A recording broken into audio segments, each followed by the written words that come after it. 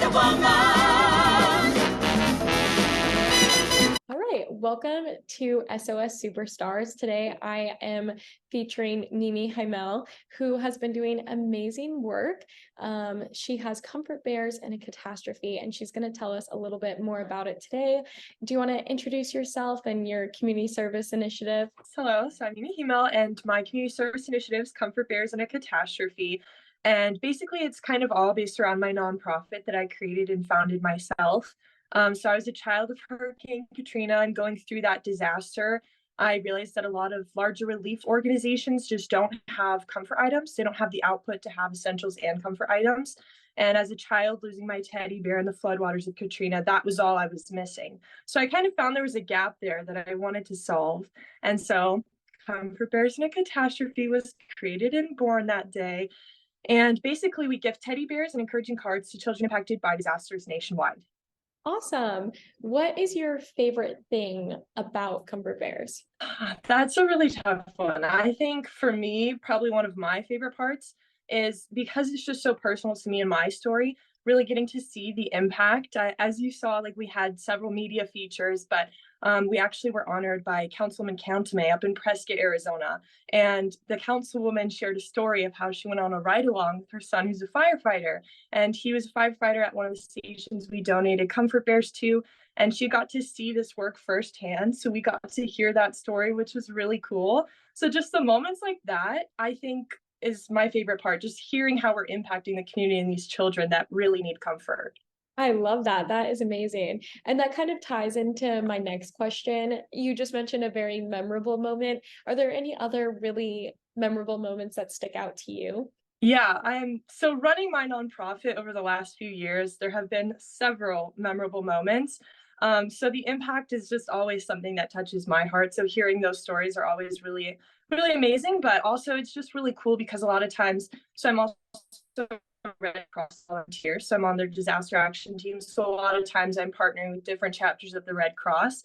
But we partner with fire stations a lot as well. And so we've actually had several reach out to us this year, which has been really just kind of cool to see that the community wants this program in their cities and they see it's valuable. So that has just kind of been something that, really made it feel special for me that other cities and communities really want this program there. And even in Florida, that's something that I noticed, that impact that you're making in Arizona is huge.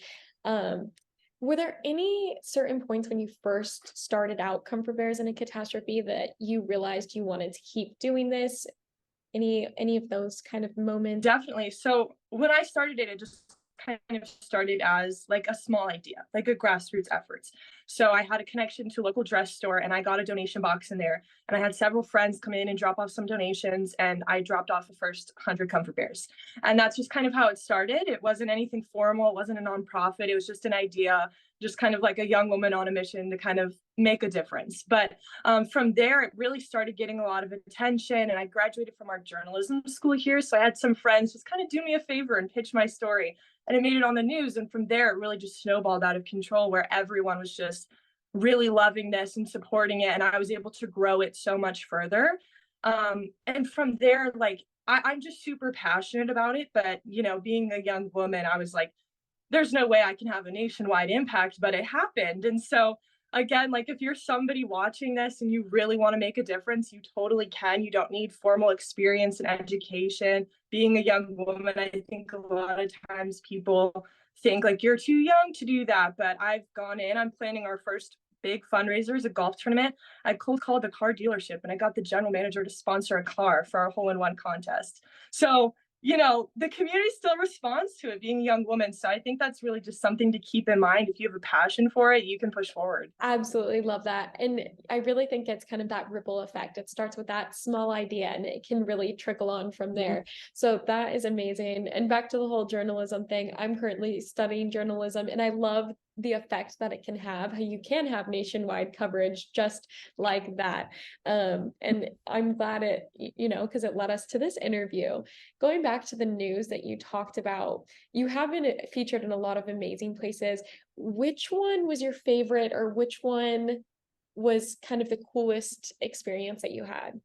Like I mentioned, when I first started, I just had some friends kind of do me a favor. I graduated from the journalism school, so I knew several people at different stations across the state of Arizona. So I got featured on a few here, and then they got picked up by radio stations, which was really cool. So it like went to some different medium outlets.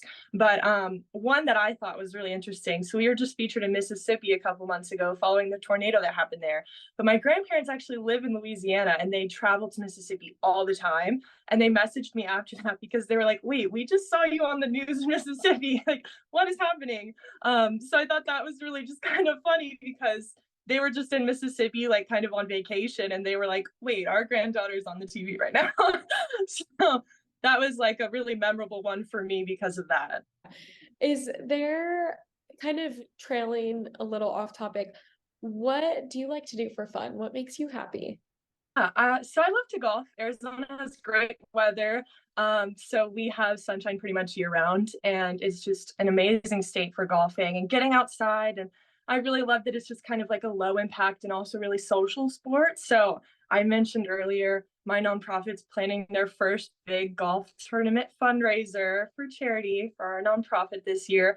That's a large part because I'm a big golfer. So I have seen how so many different charity tournaments come out and just really raise awareness for causes, and so many funds every year. They raise billions of dollars across the country. So I was like, let's give this a shot. And we're making it happen. Yeah, that's what I love so much about it, is that you turned your passions into projects. So it started with a natural disaster that you were a part of, but now you're tying in your love for golf. So I think it's a really great message for other people who don't really know how to where to start, or you can turn something fun into something that also works for your service. Is there anything that, as you've continued with Comfort Bears and a Catastrophe, is there anything that keeps you motivated? Like, what keeps you motivated? I mean, again, just for what motivates me, I think it's just the impact. It's a personal story to me. I experienced it, so I kind of just know how that feels as a kid going through a disaster. So just really when we see the pictures when we donate, and like I mentioned, we donated in 12 states nationwide. So we've had a pretty good impact nationwide so far. But when we get those photos and hear those stories, it's just so impactful. And it just makes me feel like, as the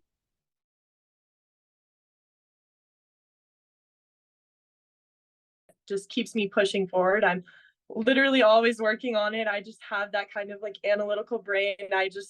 I'm always so passionate about it. It'll be like midnight and I'll be like, I have an idea. And I like go to my computer. So it's always those late night ideas that always become the best projects or best new thing. How many states are you working with nationwide? Yes, so we've been in over 12 states nationwide. So a good part of the country. My goal is to spread it to all 50 states, but we've had over 12. So this one, especially because you are a young adult who's doing this, do you have any words of advice for somebody who wants to start their own project? Yes. So again, mine kind of started just like as a grassroots efforts, and I was just really passionate about it and kind of got that support from the community, and everything just kind of flowed in a way that led me to create a nonprofit. It wasn't something I necessarily started with the intent of turning into a nonprofit. But if you're passionate about something and you really want to make a nonprofit, it can be very intimidating as a young adult. But it doesn't have to be that way. There are so many resources in the community, and truly everyone wants to see nonprofits thrive and be successful. Everyone wants to, see people make a difference in the communities and help people. So just really rely on your network and people in your life that can support you. For me, I was pretty lucky because my mom is actually an attorney, so she helped me with a lot of the paperwork to get it started. But just connections like that, where you can have people help you, it makes it so much easier and so much more realistic to do. So that would kind of be my advice, is just kind of rely on your network and your community to support you. That it's all about networking. It's all about communications. I'm sure as a journalism major, you get that. Is there anything else you wanted to add or let people know? No, I mean, that's it. If you guys want to support us, you can follow us on Instagram and all of our social media at Comfort Bears and a Catastrophe. But thank you so much for having me on to get to speak about Comfort Bears and what we do. Get us out from under, Wonder Woman.